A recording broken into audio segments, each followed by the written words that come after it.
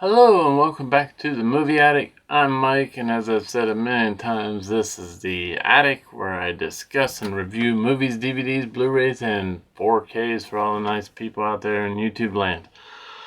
I'd like to start this episode off by apologizing for 3 stop-motion movies in a row.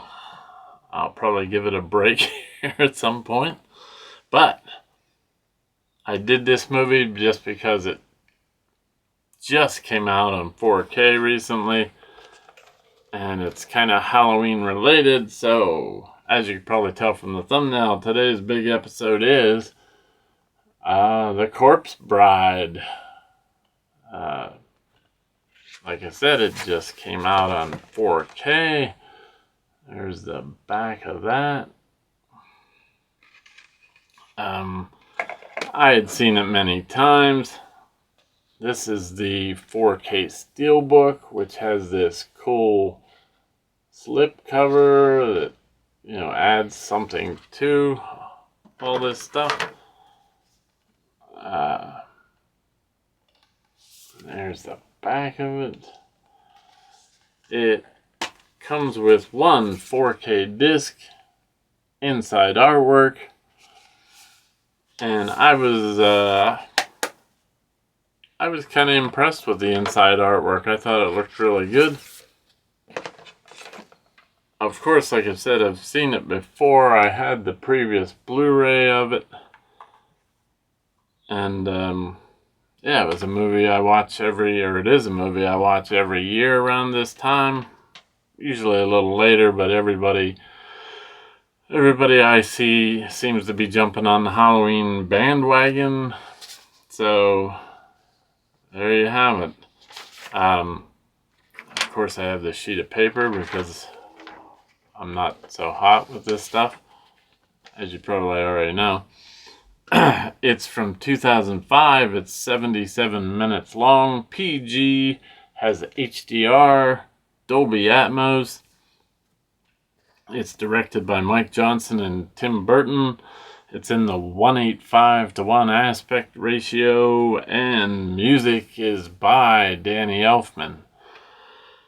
So, and I wanted to do this movie too because, like I said, I've seen this movie many, many times, but it seems like it kind of lives, it's an underrated movie, I think. Because it seems like it lives in the shadow of Nightmare Before Christmas. But, most of the people I know have either not heard of the movie or they have heard of it, but they have not seen it. But, I thought it was a really good story. The songs are really good, of course. It's Danny Elfman. And catchy tunes throughout the movie. It has a pile of stars in it. You have Johnny Depp. Of course, him and Tim Burton have worked together many times. In fact, I think I read where this was being worked on simultaneously at the same time that Charlie and the Chocolate Factory was. But like I say, Johnny Depp's in it. Emily Watson, the great Christopher Lee. I think he's mainly known for a lot of Hammer horror films. And of course, he was in Sleepy Hollow with Johnny Depp as well.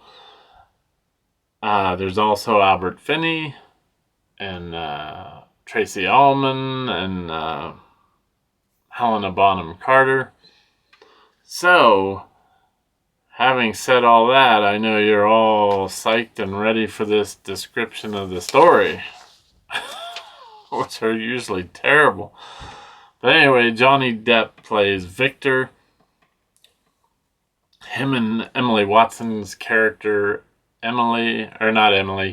Victoria, are set to be married. Victoria comes from a long line of rich people, upper crust people, but they've now run out of money. This is kind of an arranged marriage, which is something that happened a lot, in the past. Johnny Depp's character, Victor, comes from a poor family that are in the fish industry. And so that's the beginning of the movie. So they're practicing for the wedding. Johnny Depp's character keeps messing up his lines. So the priest or pastor or whatever he is, played by Christopher Lee, he gets all mad and tells him to learn his lines. So Victor goes into the woods and is kind of hard on himself and practicing his lines. So he's repeating his vows. And while he's doing that, he says his vows and slips the ring on what he thinks or looks like a branch. It ends up being like the finger of this corpse bride, whose name is Emily, played by Helena Bonham Carter. So she kind of comes to life of sorts and springs up from the ground and then whisks him away to the land of the dead. Which this movie is kind of similar in a sense of some of the movies I've seen, like Coco and Book of Life. Not that they were real dull, but some movies have it to where, the living world is kind of dull color-wise. And then once you get to the land of the dead, everything's so vibrant and colorful, and that is definitely the case here. It's very colorful down there. And that's when Victor gets the explanation of why she dragged him down there, that she considers them married. And then he tries to sneak up to the living world and gets dragged back down. In the meantime, this rich suitor ends up taking Victor's place to marry Victoria. His intentions are not sincere. He's just in it for the money, but he doesn't know that they're technically broke. So he marries her. In the meantime, Victor comes around to the way of thinking. I guess the only way Victor can marry Emily, since Victoria had already married this other guy, was to go to the land of the living, repeat the vows, and then die. So he agrees to that. They go up to the land of the living, and all craziness kind of ensues. And I don't want to spoil the movie, but they all lived happily ever after, so to speak. I tried to make that as short and sweet as possible. I don't think people are really concerned too much with the story. Like I always say, if I were you, I'd watch trailers. I'd find a channel that's a lot better than this one, describing the movie and all that stuff. I will say the picture, I didn't compare the picture quality to the Blu-ray version of the movie, but I will say it looked very sharp. I thought the colors were very vibrant down in you know, the land of the not living. And the voice talent, of course, was top notch. There was at least one Easter egg in there.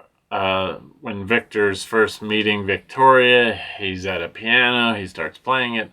The name of the piano is Harryhausen, which is the big, you know, Ray Harryhausen's the big stop motion guy. Whether there's other Easter eggs like that in the movie, I don't know, but yeah, I like the aesthetic of the movie.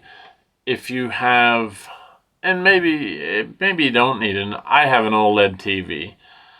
So some of these darker movies really look good, and the muted colors in this movie looked really good, I thought, on my TV.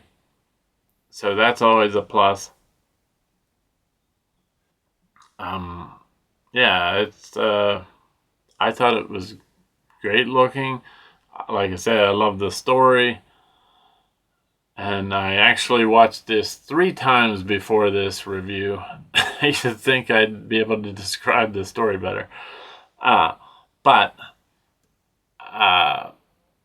yeah, it was great. And right after I watched it for the 3rd time, I watched James and the Giant Peach, which has a cameo by Jack Skellington.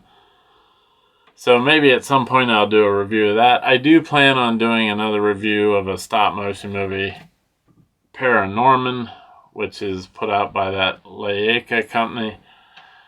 A few of their movies have a dark aspect to them that would fit in just fine in this Halloween season. But if you've seen the new 4K or even the old version on Blu-ray of Corpse Bride, or you like stop motion in general, leave a comment down in the comments section. Like I always say, I'd love to discuss all this stuff.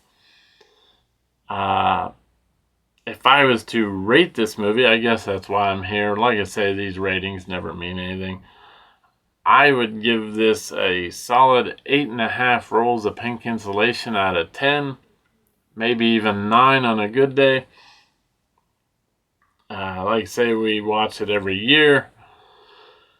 I promise the next video will not be a stop motion movie. I'm going to be doing Halloween movies, which I already started because everybody else is. But it'll probably be a live action movie with possible CGI. I do plan on maybe even starting up a little section or a little segment, video segments called Shameless Horrors, which basically are going to consist of old horror movies that I should have seen by now, but shame on me. So that might be something here in the future. So I guess that'll wrap it up for this episode. Thanks so much for watching.